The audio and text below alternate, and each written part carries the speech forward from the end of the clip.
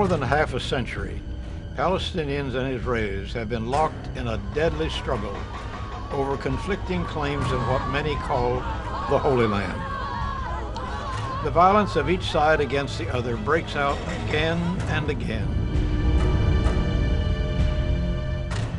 Unless there is real progress toward a settlement, there will almost surely be more Palestinian suicide bombings, more rocket attacks, more Israeli retaliatory strikes. The military occupation and resistance to it will continue. Painful suffering on both sides. What can the United States do to make sure that this conflict is ended in a fair and reasonable peace?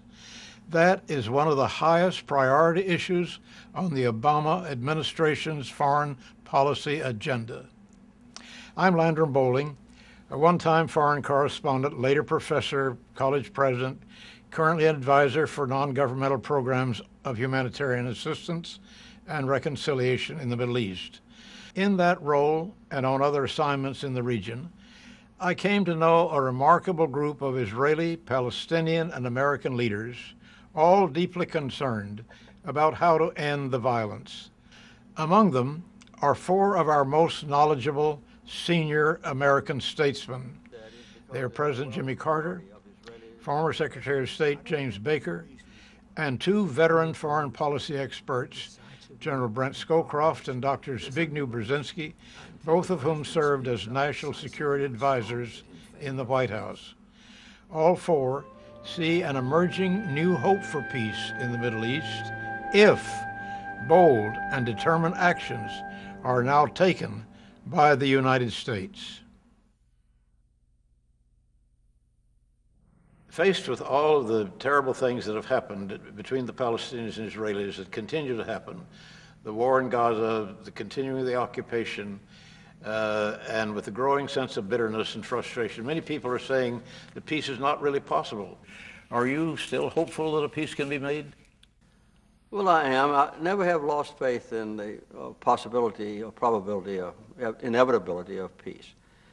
And the reason I say that is because the overwhelming majority of Israelis and Palestinians, whether they're Fatah or Hamas, the overwhelming portion of Syrians and Lebanese and Jordanians, they all want peace. And if you run public opinion polls, they've been consistent for the last 30 years or so. Absolutely. 60% or more of the people want peace. Sometimes they go up to 80%. The vast majority of the Israeli body politic are tired of being a nation perpetually at war. They want to see a peace agreement. They want to see a secure peace agreement. And so do the Palestinian people. There are some elements of the Palestinian polity who sound an awful lot like they don't want to see peace. But the vast majority of the Palestinian people, I think, do want peace, and I know the vast majority of the Israeli people do. A comprehensive peace and a sustained and lasting peace. There's no question about the extent of the bitterness, but I think paradoxically that gives us an opportunity. But I think we have to change our way of doing things. And no longer can we sit down and say, we'll provide the table and we hope you, the Palestinians, and you, the Israelis, can come to a deal. We've got to play a more active role. I basically agree with Brent. Frustration is widespread, and ultimately neither side is really prepared to make the necessary concessions. It takes a constructive, impartial, energetic, outside mediator to push the process forward.